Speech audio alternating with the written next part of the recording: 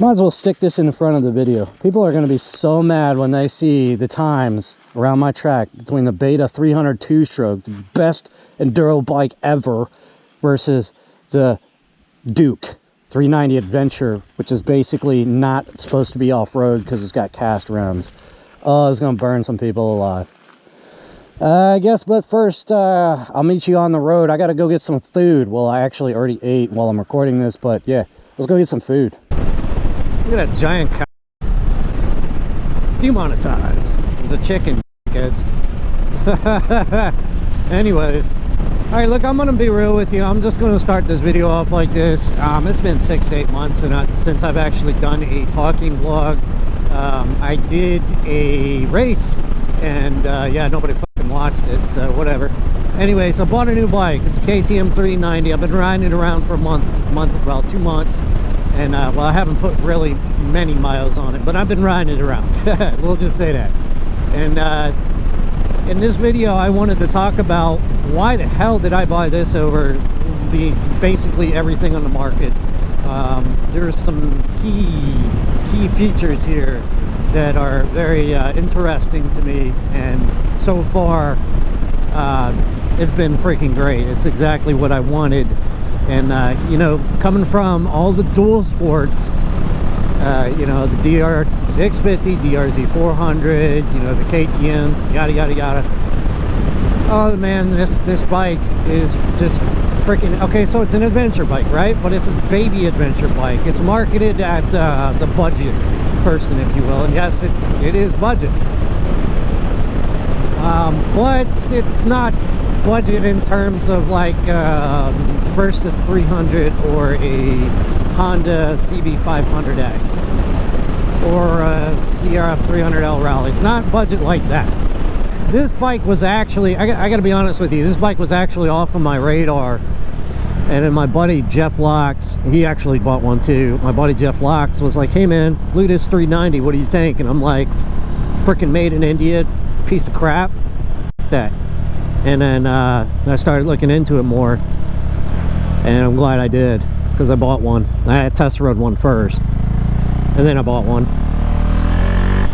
The two-stroke, I still got the enduro bike, so if I want to rip gnarly single track on top of a mountain, I can still do that. So this was a perfect intermediate bike for me, like, or not intermediate, but this is a perfect balance for me, because I still want to ride the road and do some gnarlier stuff, which we're going to do later actually in this video. What's interesting to me is going back, this bike really fit like right in between everything I wanted to do, like actually riding on the road comfortably, and that's key. This seat, it's like 8-9 inches wide. It's comfortable, it's really comfortable, and bike comes stock with highway pegs. Look at this, like you can use the bars, highway pegs. I could stretch out if I want to, but I don't want to right now. Anyways, it's a comfortable riding bike. You get a windshield, and granted, it's kind of a bikini type windshield. It still does a heck of a lot more than a dual sport fairing would, and you can upgrade it. You can get it shit tall as shit. Get the Gibby mount, and it's solid. It's not like the trash can windscreen for like the DRs and stuff. It's not like that flippity floppy and shit. It's actually pretty solid. So yeah, looks like we're almost there. I'm freaking starving. But yeah, you can put, it's got steel rear frame. You can put racks on it, carry a passenger. Unfortunately, I have not had the wife on the back of this yet, so I can't comment on that. But it's got enough power and it's got enough space on the bike to do it, I'm sure. Much more space than a dual sport, right? It comes with a charger, factory charger right here from the factory, a mount right here. You just buy the thing, you put the thing there, and you're good to go. So there's a lot going for this bike. It's got traction control and ABS, which 99% of the time to an experienced rider is going to be in the way, but let's say you're freaking tired and it's rainy or wet or muddy and shit, and you go to stop, you've been riding for like ever and you're tired, and it actually can save your ass, you know, in that circumstance, you know. Why do I feel like... Okay, there it is. I was like, yo, did I pass the damn lake? It's like freaking 50 miles round. How did I do that? Boat delay. You think motorcycling is expensive? Get a boat. Or a pool for that matter. Speaking of which, I installed a pool. That was expensive. Time consuming. Did it all damn near myself. Here we go. This is what I wanted to show y'all. How cool is this? Woohoo!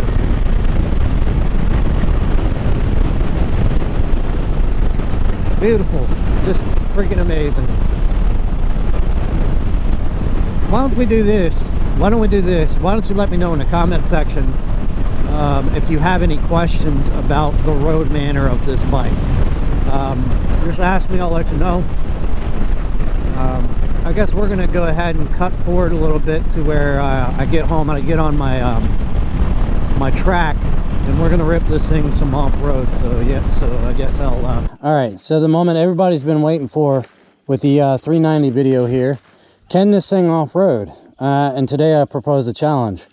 My Beta 300 two-stroke, which is arguably one of the 3 top enduro machines you can buy, around my track, 1 lap. I want to see what that thing will do. We're going to do a time trial. I'm going to chop this video up a little bit. I'm not going to bore you with the entire lap on that one. But then we're going to get on this thing here. Essentially, that's a fancy Duke 390, and I watched another YouTuber basically say that it's not a trail bike at all. And I'm sorry, and you're about to see, I highly disagree. What this is a very comfortable road-going motorcycle. It's got 4,000-mile oil change intervals. It's a very comfortable road-going motorcycle. It's not a dual sport. It doesn't vibrate you like crazy. It's actually got some weight to it. And it's smooth and it's comfortable. The seat's comfortable. You got a windshield. This is a road-going motorcycle. I got stock tires on it, and it's a little wet today. So let's hop on the Beta. I'm gonna run a lap. I want to see if this thing can get within 30 seconds of the Beta around this loop. This loop is 0.7 miles long. It's not quite a mile. 0.7 miles. So I want to see. And we'll do this as a start and a finish right here, this tree to tree. Yeah, and we're not going to cheat either. And yeah, this thing is already warmed up, so don't give me any, oh my god, warm it up, it's a two-stroke comments. It's already warm. I already did a couple laps, so relax there, cowboy.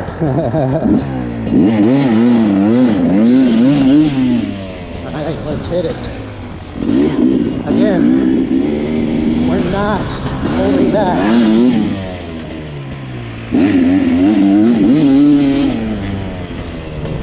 Everything she's got, well, everything I've got right now.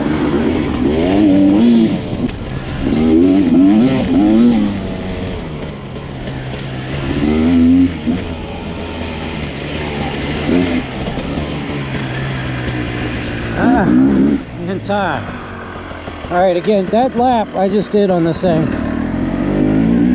that's probably not my fastest lap ever, but that's a pretty quick lap, and I gave this thing, I got arm pump.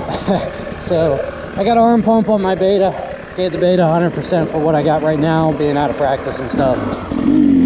So let's get on the 390 and see what the hell it's capable of. Let's see what this thing can do. Again, this is the cheap Indian-made cast wheels, doesn't belong off-road bike. It's a motorcycle. It doesn't belong off-road, quote unquote, from what I've seen and heard from other people's reviews. Stock tires, cast rims, so yeah, let's kick it.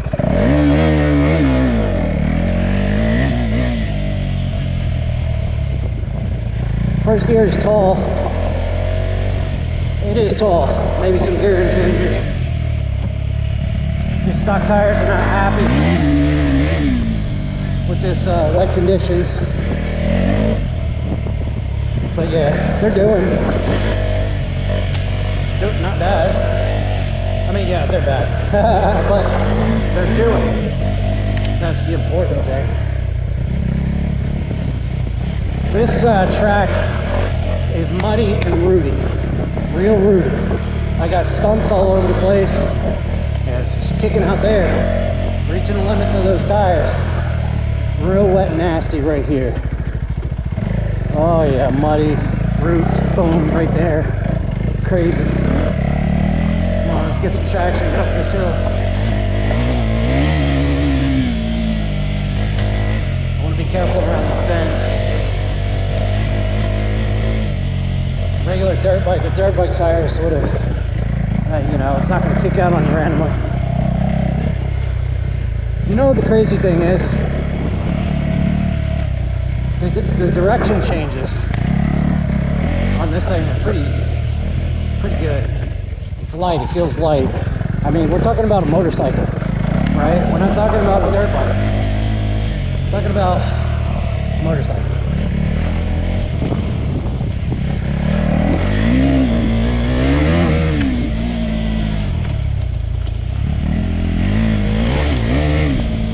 Oh yes.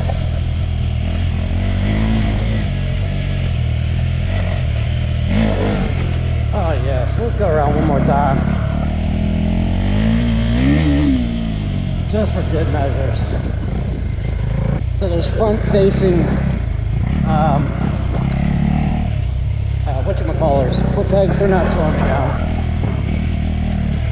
The tires are slowing me down. If I had better tires, I think I could post almost a very equal lap on the beta versus this. Tires is all it needs. Alright, so you want to know what the deal is? You want to know why that's even possible? Okay, I'll explain. KTM did some magic. All of the weight on this thing is down here.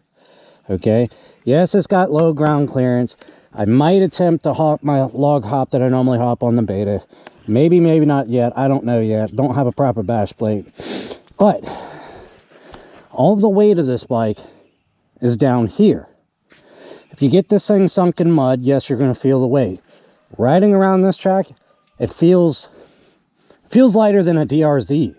Okay, believe it. The reason why this thing can go through this trail like this is because of these. Okay, these are not the R's, but they are still WP suspension. You do not get competition level suspension on a Versys 300X or a Honda CB 500X. Okay, that's how I'm able to rip through here on this bike, because KTM put the weight down low and put what's important in this bike, a decent suspension. Yes, the cast rims, maybe they might dent eventually, but you know what? Those rims are bent. Okay, you have to buy rims. Who cares? You know, it is what it is. I obviously have not dented them running through here on these sticks and stumps and stuff. And you see how quickly or briskly I just went with this supposed road motorcycle. So, I don't know. What do you think? That thing's alright. And for the money, shit. Can't beat it. You cannot beat this for the money. And that's why you buy it. Because it's a cheap alternative to the T700 or the 890. And it actually works. I mean, it really works. So, yeah. There you go.